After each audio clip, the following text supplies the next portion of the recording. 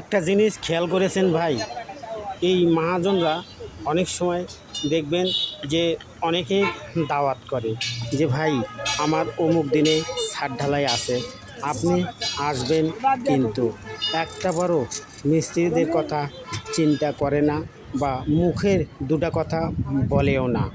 তাই আমি বলবো, দেখবেন এই বিল্ডিংটার মাঝে এই রড বান্ডিং হইতেছে, আবার আপনি যদি বলেন যে এখানে 100 কেজি রড শর্ট আছে, আপনাকে এনে দিতে হবে, সঙ্গে সঙ্গে এনে দেবে, বলার সঙ্গে সঙ্গে।